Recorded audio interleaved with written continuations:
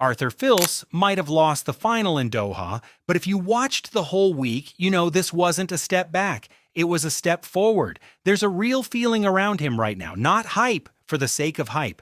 Something more solid, like we might be watching the rise of the next real contender in men's tennis. Fils was born in 2004. That matters, because when we talk about the future, we usually mention Carlos Alcaraz and Jannik Sinner. They've been leading the new generation for a while now, but Fils is younger than both of them, and that changes the timeline. He's not chasing them from the same starting point. He's building from slightly behind, and that makes his progress in 2026 even more interesting.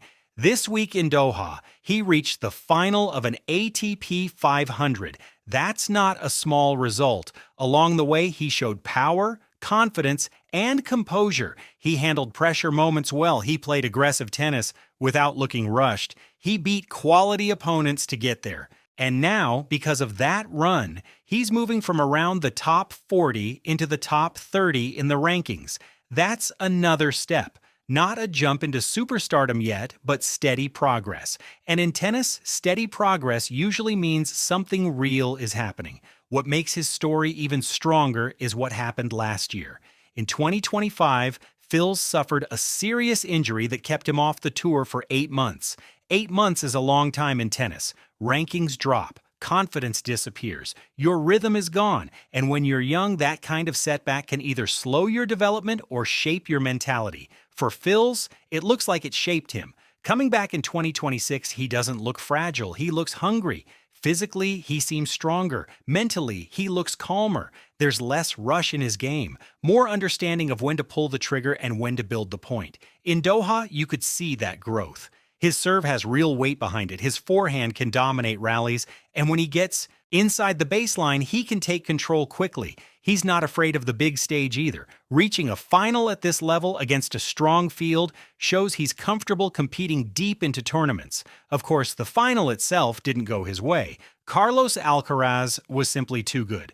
The scoreline, 6-2, 6-1 in under an hour, looks brutal. And honestly, it was one of those matches where one player is playing near perfect tennis and the other never gets a foothold. Fils didn't play his best. He looked a bit tense early, a few missed forehands, a couple of rushed decisions. And against someone like Alcaraz, that's all it takes. If you give him a small opening, he runs away with it. But here's the important part. One bad final doesn't erase the week. If anything, it gives Fils a clear reference point. He now knows exactly what the highest level feels like when it's coming at you full speed. That experience is valuable. Losing badly in a final can hurt, but it can also teach you faster than a comfortable win in earlier rounds. And this is why some people are starting to mention his name in bigger conversations. When we talk about the future of men's tennis, it's not just Alcaraz and Sinner anymore. There's Jakob Mensik pushing hard, and now Fils is right there too. Different styles, different personalities, but all part of the same new wave. Fils has the physical tools, he has the power, he has the athleticism, and after coming back from a long injury, he's showing resilience. That combination makes him dangerous. He's not the finished product yet. There are still ups and downs in his game. Decision-making under pressure can improve. Shot selection in tight moments needs polishing.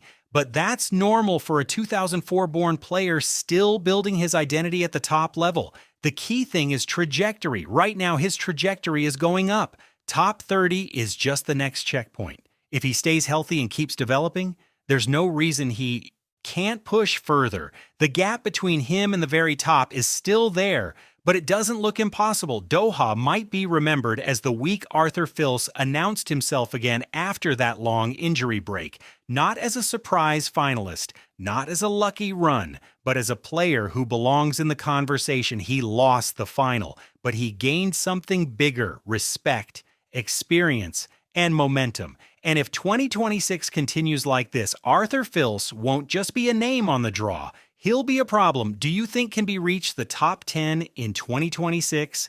I read you in the comments. If you enjoyed the video, leave a like and subscribe. It helps a lot. See you in the next one.